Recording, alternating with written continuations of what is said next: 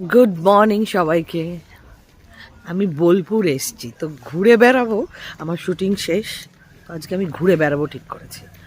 সকাল সকাল উঠে আমি এখন বনলক্ষ্মী যাচ্ছি। সবাই জানো নিশ্চয়ই বনলক্ষ্মীতে ভালো ঘি পাওয়া যায়, তো বনলক্ষ্মী যাচ্ছি। আমার টোটো চলে এসেছে, তারা দেখাচ্ছি। আমি টোটোতে উঠে পড়েছি, ঠিক করেছি আজকে বোলপুরের রাস্তায় টই টই করে ঘুরবো। কি হয়, যতবারই আসি না শুটিং এর জন্য হয়ে ওঠে না, তো এবারে ঠিক করেছি না, এটা করলে হবে না, আমাকে ঘুরতে হবে। তাই আজ আমি টই টই করে ঘুরবো। খুব ভালো লাগে না, বোলপুরের রাস্তা দিয়ে যেতেই ভালো লাগে।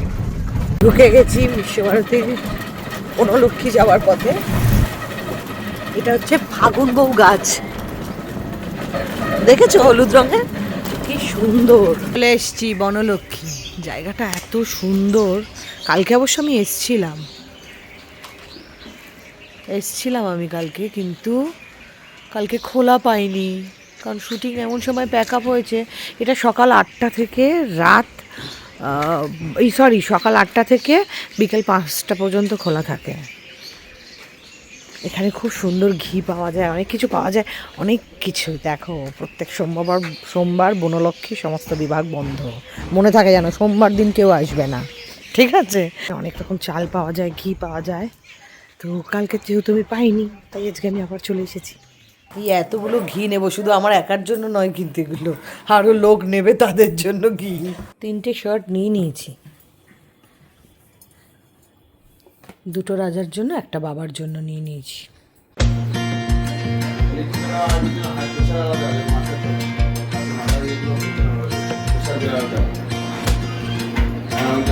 এখন বাড়ির পথে এত জিনিসপত্র কিনে আর নড়তে পারছি না, তো জায়গাটা ভীষণ সুন্দর।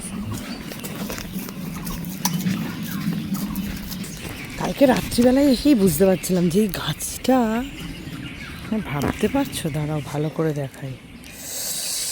ও কি, এই তোমরা যারা বোলপুরে থাকো তাদের বোধহয় খুব মজা হয় না? আমার জানতে ইচ্ছে করে। যাই হোক, খুব ভালো লাগছে। বনলক্ষ্মী থেকে প্রচুর জিনিস কিনে নিয়েছি, ঘি কিনেছি, চাল কিনেছি, তারপরে একটা মুখশুদ্ধি কিনেছি। এখন টোটোতে উঠে বাড়ি যাবো। লক্ষ্মী থেকে কেনা ডান, এখন আবার হোটেলে যাব, হোটেলে ফ্রেশ ট্রেশ হয়ে আবার বেরোবো।